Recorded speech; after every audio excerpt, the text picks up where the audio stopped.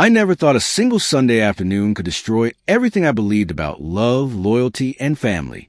One moment, I was choosing wedding invitations with a woman I thought would be my forever, and the next, I was bleeding on my living room floor while her family shouted that I was a liar and a cheat. My name is Ethan Miller, 30 years old, a regular office guy who lived a quiet, honest life in Denver. I wasn't rich, I wasn't flashy, but I worked hard, loved deeply, and trusted easily. That last part, trust, was my biggest mistake. When I met Lauren Hayes, it felt like the start of everything good. She was bright, quick-witted, with that kind of smile that disarmed you instantly. We met through a mutual friend at a company mixer, and within months we were inseparable.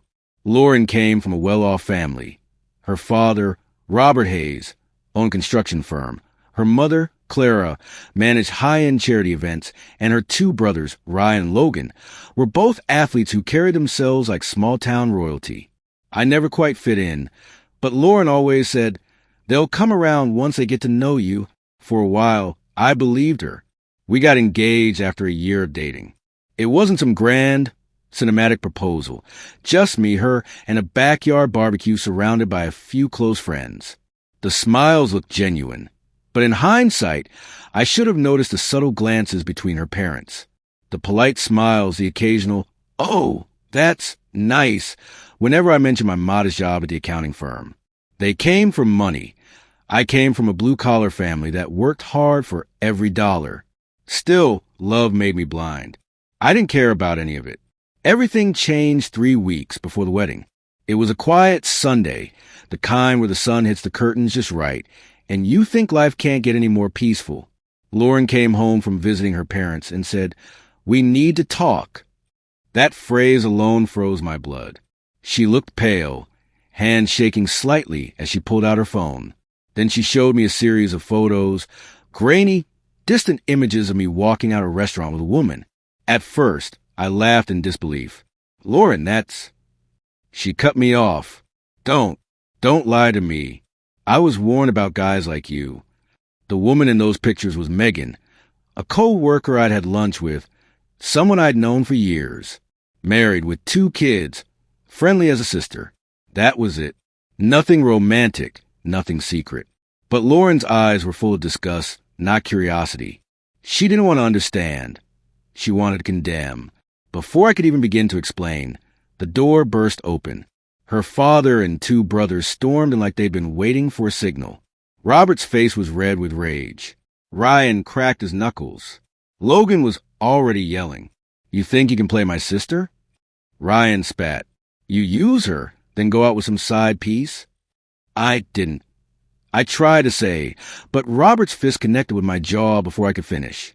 Everything after that was chaos. Furniture toppled. My living room turned into a storm of fists and shouts. I remember crashing into the coffee table, the sound of glass shattering, Lauren standing by the door, arms folded, her eyes cold. When they were done, I was barely conscious. Robert stood over me, his voice low and full of venom. "If you ever come near my daughter again, we'll finish what we started." Lauren's words came next, sharper than any punch. "You're lucky they didn't break your bones. The engagement's off." And just like that, my world collapsed. When the door slammed shut behind them, I lay there bleeding, half-conscious, trying to understand what the hell had just happened. 1 minute, I was planning a honeymoon. The next, I was a villain in some twisted family drama. At the hospital, the nurse winced when she saw my bruises. "You sure you don't want to press charges?" she asked. That's when it hit me. No matter how much I still care for Lauren, what they did wasn't just cruel, it was criminal. I called my friend Marcus, a lawyer I'd known since college. He told me to document everything. Injuries, names, time, everything. By the next morning, I had filed a police report. The officers took photos, asked questions, and promised to start an investigation. Marcus said it was a solid case, clear-cut assault, he called it. I wanted to believe it would all just play out fairly, but deep down, I knew the Hayes family wasn't the kind to take accountability. Days passed in a fog. I couldn't sleep, couldn't eat. My phone buzzed constantly. Texts from mutual friends asking what happened. Messages from numbers I didn't recognize calling me a cheater. It was like a nightmare that refused to end. Then one night, I got a call that changed everything. "Ethan, this is David, Lauren's uncle." The voice said, "We need to talk. It's about what really happened." I didn't know him well. He lived in another state. Only came around for big family events. But something in his tone told me this wasn't just gossip. We met the next evening at a small diner off the highway. He looked uneasy, glancing around before speaking. "You deserve the truth," he said, his voice barely above a whisper. This wasn't about cheating. It was planned. Planned? By who? I asked, my chest tightening. He sighed, rubbing his temples. "Clara, Lauren's mother. She never liked you. She thought you were beneath their family. She's been pushing Lauren to marry Evan Collins. You know, that rich guy her family's friends with. The photos? She arranged them. Paid someone to follow you. Take pictures with any woman you met. Then she twisted it all to look like you were unfaithful." I stared at him in disbelief. "You're telling me she staged the entire thing? And her husband and sons just attacked me based on that?" David nodded. "She knew they'd react violently. She even said in one of her messages, if he's gone, she'll have no choice but to marry Evan. I got copies." He slid a USB drive across the table. I intercepted the text before she could delete them. They talk about paying off a private investigator, editing photos, spreading rumors at Lauren's work. It's all there. I just sat there, speechless. The betrayal was staggering. Not just from Lauren's family, but from Lauren herself, who never questioned any of it. The next morning, I met Marcus and showed him the messages. His expression darkened with every line he read. "This isn't just assault," he said grimly. "This is conspiracy and defamation. They built a lie and used it as a weapon." We handed everything to police. The detective's eyebrows shot up as he scrolled through the evidence. "We'll reopen this," he said.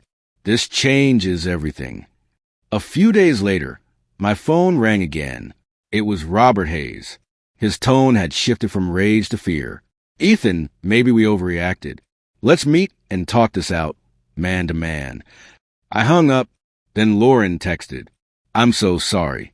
I didn't know. Please, can we talk?" Suddenly, the people who'd beaten me were desperate for peace. Not out of guilt, but because they knew the truth was catching up to them. I didn't respond. Instead, I documented every message and forwarded it to Marcus. He told me not to meet them, not to engage. "They're trying to manipulate you again," he warned. The more I thought about it, the more I realized he was right. The same people who called me a liar were now begging me to forget.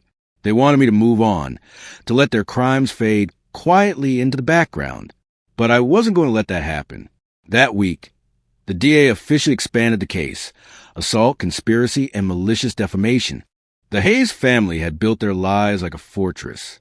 Now that fortress was crumbling. Lauren left me one last voicemail. Her voice cracked as she said, "I was scared. My mom told me things, and I believed her. I didn't mean for it to go that far. But I couldn't bring myself to care anymore. She hadn't believed in me when it mattered, and love without trust is nothing." I stared at my reflection that night. The bruises mostly healed, but the scars still raw.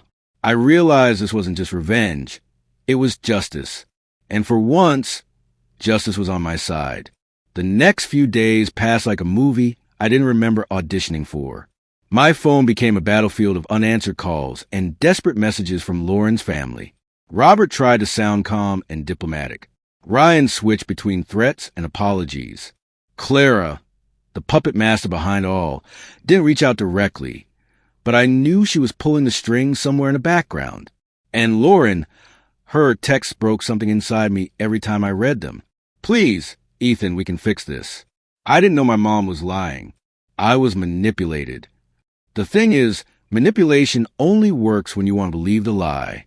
While they scrambled for damage control, I was busy with the legal side. Marcus was relentless. He worked like a man on a mission, filing every report, tracing every message, building the kind of case that couldn't be ignored. The district attorney's office took it seriously. The evidence was overwhelming.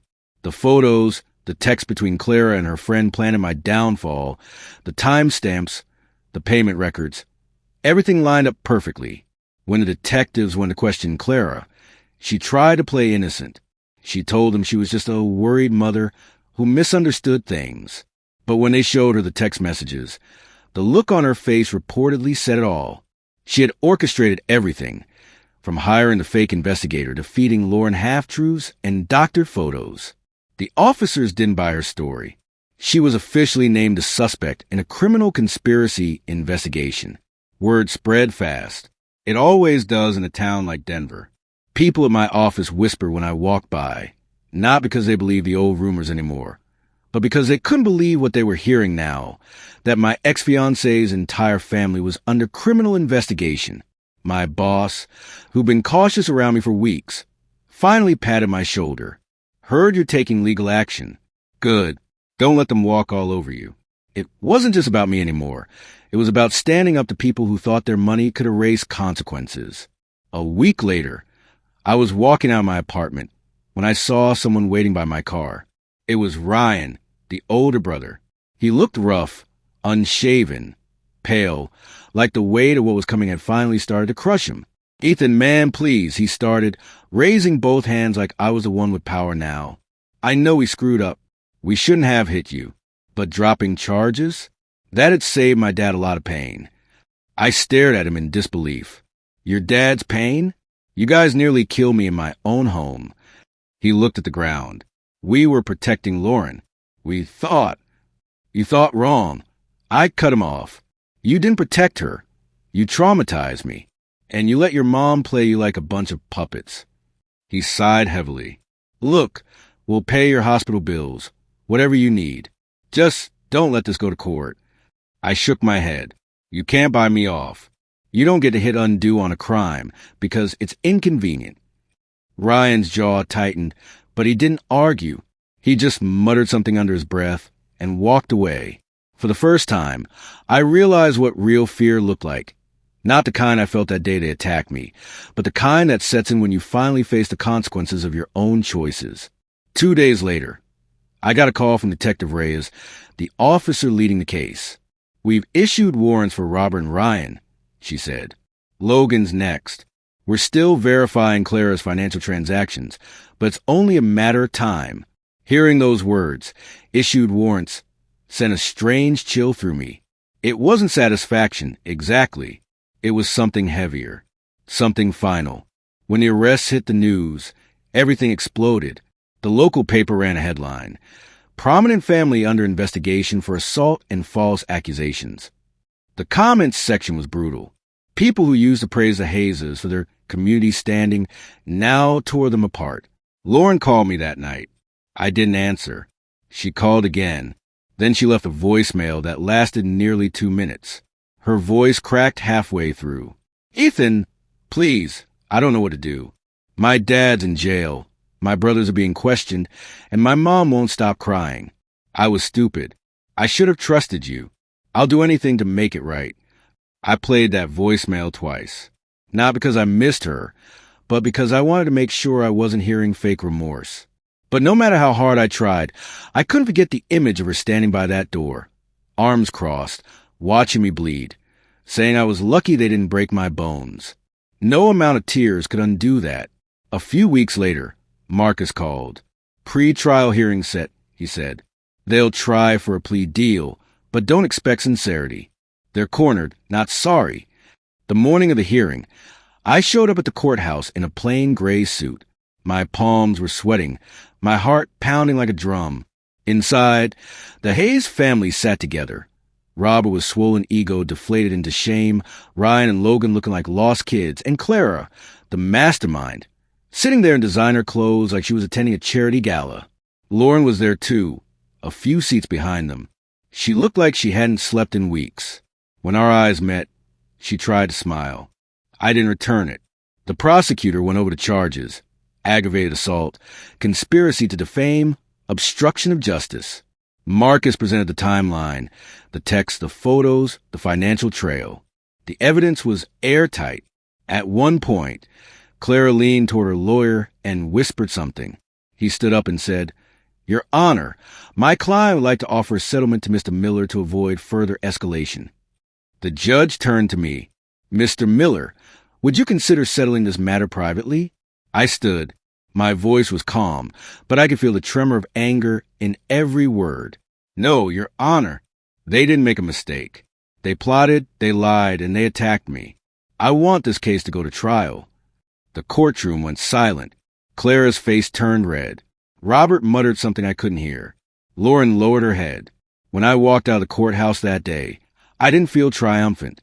I felt clean, like I'd finally stopped letting their lies dictate my life. Over the next month, the case became a local obsession. Reporters camped outside the courthouse. Online forums debated every twist. Someone even posted excerpts from the police report on Reddit under the title, "He was accused of cheating, beaten by her family, and now they're facing jail time." It went viral overnight. Thousands of comments. People sharing their own stories of being falsely accused, manipulated, gaslight. For the first time in months, I didn't feel alone. But the Hayes family didn't stop trying to reach me. Lauren sent letters, handwritten ones this time, begging for forgiveness. Her words blurred between guilt and self-pity. "I know I can't undo what happened," she wrote. "But please, I'm not like them. I was scared. I want to make things right." I didn't reply. Then one evening, there was a knock at my door. I peered through the peephole and froze. Lauren stood there, holding a small box. I opened the door just enough to speak. "What are you doing here?" "I just want to give you this," she said softly, holding out the box. Inside was the engagement ring I'd given her. A simple silver band with a small diamond. "You deserve to have it back." I didn't take it. "Keep it," I said. "It's a reminder of what happens when love meets cowardice." She flinched like I'd slapped her. Tears welled up in her eyes. "Ethan, please. My whole family's falling apart. My mom's probably going to prison. My dad might lose everything. I can't sleep knowing what I've done to you. You're not sorry for what you did," I said quietly. "You're sorry for what you lost." She broke down, crying right there in the hallway. I watched her for a moment. Part of me wanted to feel something, anger, pity, anything, but all I felt was emptiness, the kind that comes after you've already bled out everything you had to give. I closed the door. From that night on, I ignored every message, every call, every plea. Marcus said it best. They made their choice. Now they live with it. When the DA finally confirmed that the trial date was set and the charges were moving forward, I felt a quiet satisfaction settle in. The kind of peace that doesn't come from revenge. It comes from knowing that the truth finally, undeniably, belongs to you. The day of the trial felt like Judgment Day, not just for them, but for every version of me that had ever doubted my own worth. I woke up before sunrise, suit pressed, hand shaking slightly as I tied my tie. The city outside my window felt eerily calm, like even the air was holding its breath. When I got to the courthouse, reporters were already gathered out front, flashing cameras, murmuring voices. The smell of coffee and tension mixed together in the cold morning air. I ignored them all, walked straight through the glass doors, and found my seat beside Marcus. "Today is the day," he said quietly. "They'll try to twist it, Ethan. Don't react. Let the evidence speak." Across the room, the Hayes family sat in a row like fallen royalty. Robert's face was drawn and pale, his bravado gone. Ryan kept glancing down, his jaw twitching. Logan sat stiffly, looking everywhere but at me. And Clara still tried to look composed, pearls around her neck, chin slightly raised, as if she could still intimidate her way out of this. Lauren was in the back row again, her face pale, eyes swollen. She looked smaller than I remembered, like the weight of everything had finally broken her down. The judge entered, and silence fell over the room. Court is now in session for the case of the state versus Robert, Ryan, and Logan Hayes and Clara Hayes. Hearing their names read out loud in that tone, a tone of official, irreversible accountability, sent a rush of satisfaction through me. For months, I'd been the one humiliated, beaten, and branded a liar. Now it was their turn to answer for it. The prosecution started strong. They laid out the timeline, the fake photos, the paid investigator, the fabricated rumors. Then came the texts, dozens of messages between Clara and her friend discussing the plan. Each one felt like a dagger, every word dripping with entitlement and cruelty. Will make him look like trash. Once Lauren sees the photos, she'll dump him immediately. Robert and the boys will handle the rest if he resists. The courtroom murmured when those texts were read aloud. Clara's face drained of color. When it was my turn to testify, my heart raced. I took the stand, looked at the jury, and told them everything. From the quiet Sunday when Lauren confronted me, to the moment her family burst in and left me half-conscious on my own floor. I didn't dramatize it. I didn't have to. The truth was ugly enough on its own. The defense tried to paint it as a misunderstanding fueled by emotion. Their lawyer argued that the Hayes men had simply been overprotective and reacted poorly out of love for their daughter. But when Marcus cross-examined, he dismantled them piece by piece. "Mr. Hayes," he said to Robert, "in this text, your wife explicitly says he'll never see her again after this." You responded with a thumbs-up emoji. "Is that what you call protecting your daughter?" Robert stammered, his voice shaking. I didn't know what she meant by that." Marcus leaned forward, calm but deadly. "You didn't know? You showed up at my client's apartment the same day those texts were sent, forced your way in, and left him bleeding. You know? You acted." Silence. Robert looked down. The jury didn't move. When Clara took the stand, she tried to charm the room. Her voice was smooth, rehearsed. "I only wanted what was best for my daughter. I never meant for things to go so far." Marcus showed her the money trail. Payments to the private investigator, transfers to her friend's account, even a receipt for photo editing software. Every time he revealed another piece of evidence, her composure cracked a little more. At one point, the prosecutor asked, "Mrs. Hayes, do you deny these are your messages?" She hesitated, then said, "They could have been tampered with." That was her mistake. Detective Reyes stood up and confirmed that all messages had been verified through carrier data and matched her phone records exactly. No tampering. No escape. The defense had nowhere left to run. When it was Ryan's turn, he looked almost childlike. His voice trembled as he said, "We thought he cheated. We were trying to protect her." Marcus didn't yell. He simply asked, "Did you ever once ask Ethan for his side of the story before you hit him?" Ryan's silence was louder than any answer. After hours of testimony, cross-examinations, and evidence, the courtroom felt heavy with the truth. I could see it in the jury's eyes. They knew what this was. Not an accident, not a misunderstanding. A deliberate act of cruelty by people who thought their status would shield them from consequence. During closing arguments, Marcus stood and faced the jury. His voice was steady, calm, but powerful. "This case isn't about jealousy," he said. "It's about power. A family thought they could destroy a man's life because he didn't fit their idea of good enough. They created lies, used violence, and expected silence. But Ethan didn't stay silent. He stood up, and today, you have the power to show that truth still matters." I'll never forget that moment. The room was silent except for the quiet hum of the ceiling fans. When the jury left to deliberate, every minute felt like an hour. I could hear my heartbeat echoing in my chest. After 3 hours, they returned. The foreman stood. On the charge of aggravated assault against Ethan Miller, we find the defendants Robert Hayes, Ryan Hayes, and Logan Hayes guilty. My hands clenched the table, my breath catching in my throat.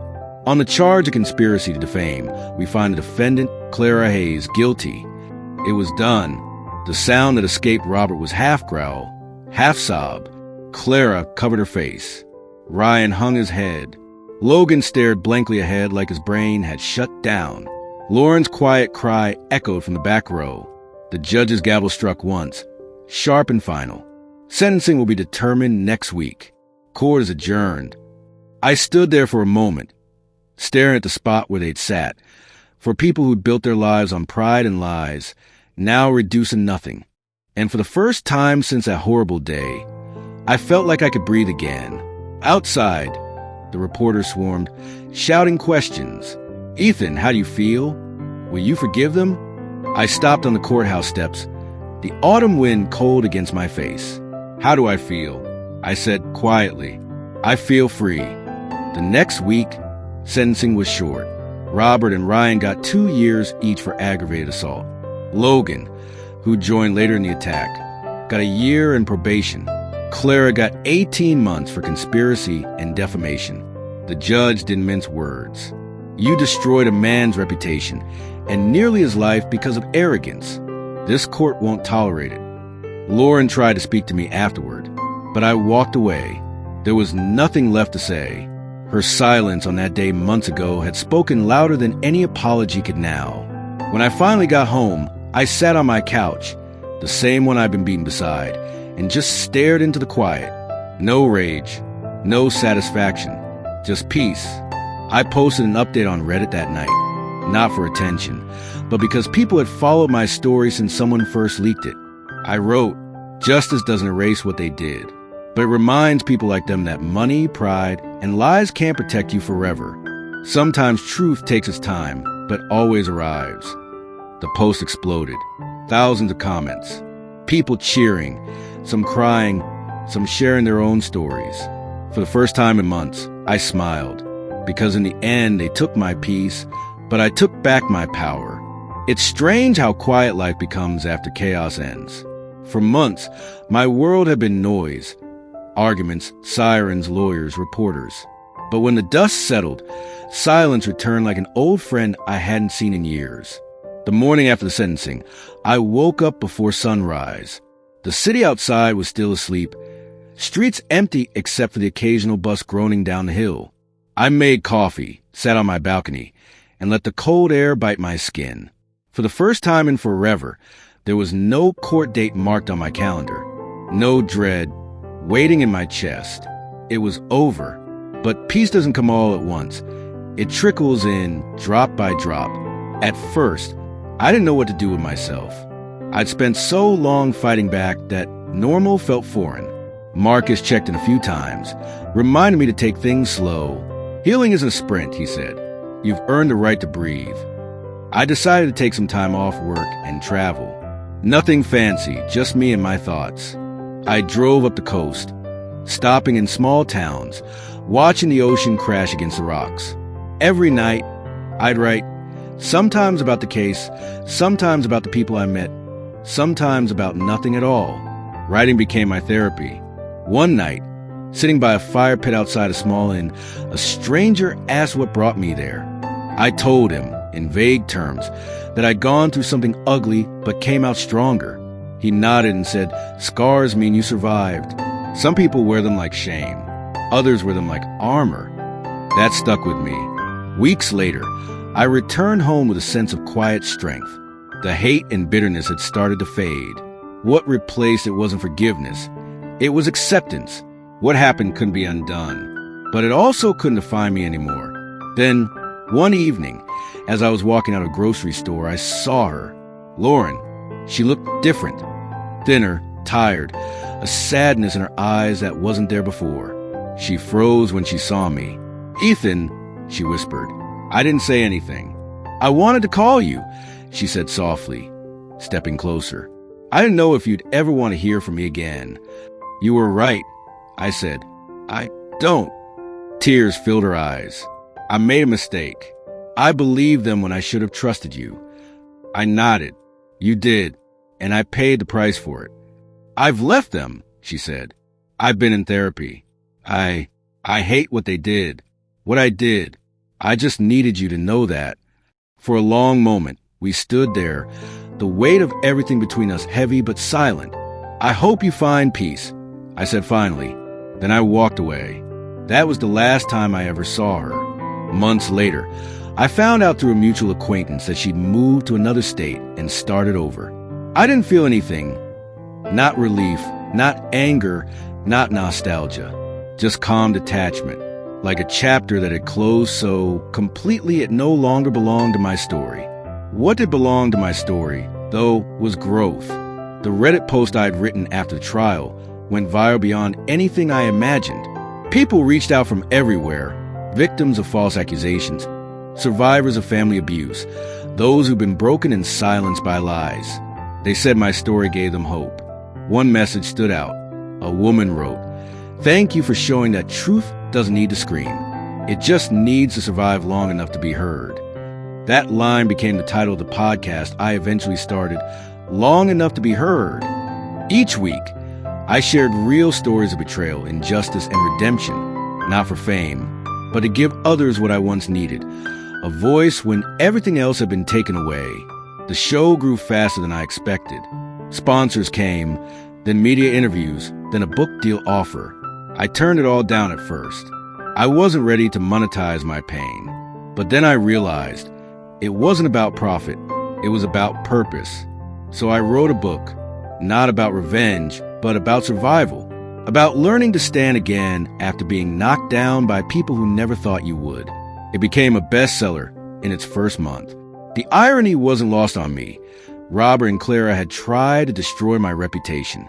Instead, their cruelty built a foundation for my success. Sometimes, karma doesn't come with lightning bolts or grand spectacles. Sometimes it's quiet.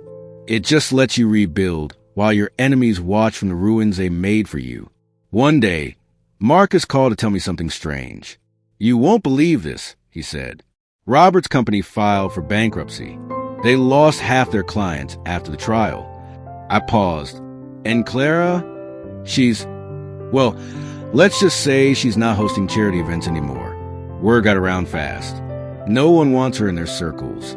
I didn't smile. I didn't gloat. I just nodded and said, "That's life catching up." That night, I drove out to the lake where I used to take Lauren before everything went to hell. The water was calm, moonlight dancing across its surface. I took a deep breath, let the cold air fill my lungs, and said aloud, "It's over." And for the first time, it really was. A year later, I met someone new. Her name was Mia. Smart, kind, nothing like the world I came from. She knew about my past, but never treated me like a victim. She saw me, not my scars. We built something real, something honest. No secrets, no manipulation. Just two people who've been hurt before and chose to love anyway. Sometimes she'd ask, "Do you ever think about them?" "Not anymore." I'd say, "They were a chapter. You're the book." The podcast grew. The book reached more people, and my story became more than revenge. It became resilience. And if you're wondering if I ever forgave them, no, I didn't. Forgiveness isn't something I owe them. It's something I gave myself. Because holding on to their hate only chained me to their past. Letting go set me free. So now, whenever someone writes to me, saying they've been broken, I tell them this. They can take your peace, your pride, even your name, but they can't take your truth. Protect that, and one day, the world will hear it, long enough to be heard. And that's how the story ends, not with vengeance, but with victory. Because revenge isn't always about ruining someone else's life. Sometimes, the best revenge is rebuilding your own. And with that, our story comes to an end. But the real story begins with your thoughts.